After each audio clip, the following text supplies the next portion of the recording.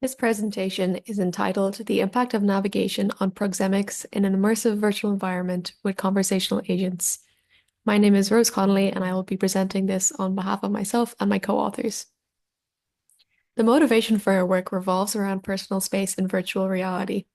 Personal space is crucial because its violation can lead to discomfort and distress for users. This is especially relevant in social VR, where many people interact simultaneously, creating a dynamic and often crowded environment. Teleportation is a popular locomotion method in these environments. However, it has distinct spatial perception effects, including problems with spatial orientation. Users also do not experience movement cues that would help the users self-locate and to estimate distance. And so we formulated our primary hypothesis. The interpersonal distance, which is the distance users maintain between each other, will differ when users use teleportation compared to walking. Given the lack of research of the specific estimation biases of each method, we did not predict the exact nature of this difference, but we will return to this later. Locomotion has many other effects on which we form some secondary hypotheses. As we saw, teleportation is lacking in proprioceptive and vestibular feedback, which is important for accurate distance estimation.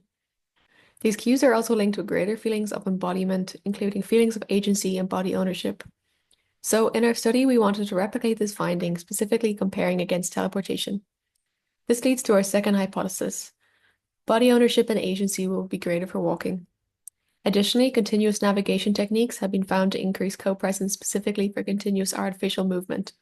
We wanted to investigate this for another continuous locomotion, comparing teleportation to walking, which formed our third hypothesis, that co-presence will be greater for walking. Our final hypothesis is based on existing proximity research. In virtual reality, personal space varies on factors such as age, gender, and the type of interaction. Given the many variables influence proximity, we aim to test one single effect. Drawing from prior research indicating that females maintain larger interpersonal distances, we formed our fourth and final hypothesis, that female participants will have greater proximity distance from the agents than male participants. Many past studies on proximity have measured personal space in non-verbal scenarios using non-interactive avatars. More recent research has examined proximity in natural settings like group discussions and workshops. To better simulate social interaction, we wanted to explore the use of embodied conversational agents, or ECAs, as a starting point for studying personal space in more interactive contexts. And so, we use in-world AI to produce our ECAs. The avatars were created with Ready Player Me avatars with a variety of appearances. This leads us to our experiment design. We had 70 participants undergo 2 blocks in randomized order. Participants practiced each locomotion before each block. In each block, users either walked or teleported to an agent 3 times and had a conversation with an embodied agent. The experiment took place in a virtual environment, the same dimension as the real room. We gave the user a task for each trial. They viewed a painting and were given a question to ask the agent as a conversation prompt. However, they were free to deviate from this question if they wished and could continue to chat to them for any amount of time. Hi there, nice of you to join in. Did you see the painting over there? Oh, you mean the Dusberg piece? A stunner, isn't it? Yeah, do you know what art style the painting is? Stale, simple and abstract, mate. And what's it called? Composition Roman 7, my friend. We gave the participants questionnaires to fill out after each block. We used existing questionnaires to measure feelings of co-presence, agency, and body ownership. We included 2 self-made questions, which asked them about feelings of collision anxiety and accuracy. During their interaction with each agent, we measured the distance from the user's HMD to the agent's head every half a second. We took the average of this as interpersonal distance. After both blocks, we asked participants which locomotion method they preferred and which one they found more effective.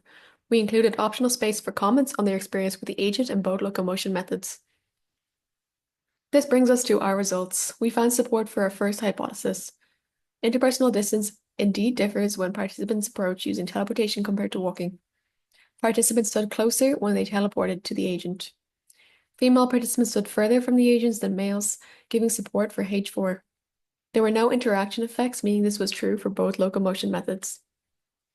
We found support for our second hypothesis, that body ownership and agency is greater with walking than teleportation. This is in line with previous work that has shown that vestibular and proprioceptive cues enhance body ownership and agency. We did not, however, find support for H3 that co-presence would be greater for walking.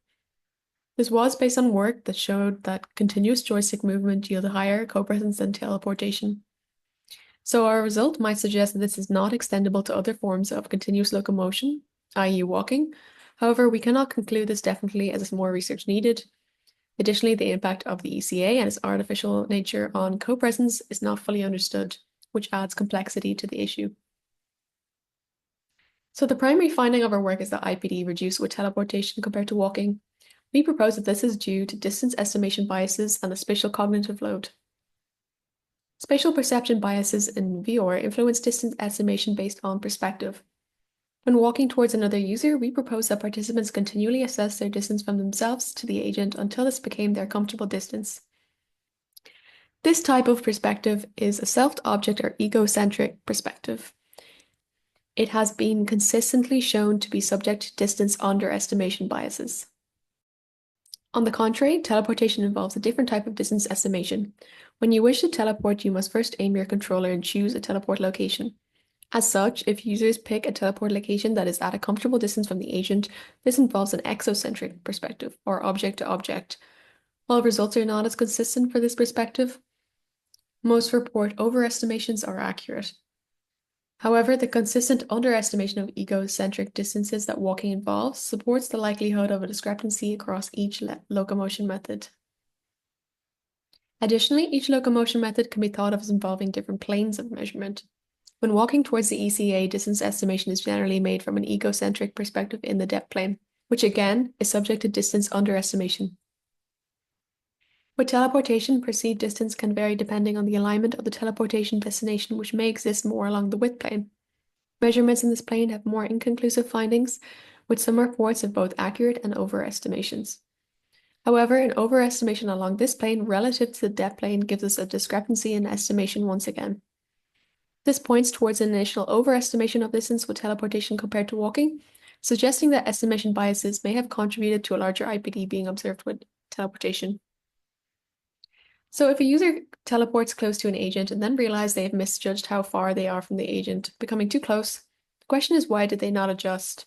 After all, they achieve a similar viewpoint as if they'd walked there. We propose that the adjustment effort was too great. Teleportation comes with spatial cognitive load, and it could be that people will only decide to teleport again if the distance is extremely close or extremely far. However, being slightly too close was not so uncomfortable that it warranted readjustment. In summary, we suggest that the observed IPD effects result from an initial misjudgment of distance during teleportation, followed by a reluctance to adjust. We attribute this distance misjudgment to differing estimation biases, influenced by the measurement plane and the perspective. In our study, we notice areas that would benefit from more research. We did not record teleportation strategies such as the number or direction of teleports, and we feel this would yield interesting insights. Some distance estimation biases have inconsistent results, which limits our reasoning for our effect. Our study is a first look at the use of ECAs as proxies for social interactions. A study looking at the validity of their use would be helpful. This is of course limited by the reproducibility of LLMs, but as AI improves, we hope that ECAs can provide realistic conversation for research purposes. Finally, one future direction that is very relevant is the use of personal space boundaries in VR. In conclusion, our study compared teleportation and natural walking and found that participants maintained closer distances during teleportation. We propose that biases in distance estimation with a reluctance to make adjustments contributed to this. Natural walking was linked with greater agency and body ownership, but co-presence remained the same. Our work highlights the importance of considering locomotion methods and the need for more research on how these methods affect spatial perception and social interactions. Thank you.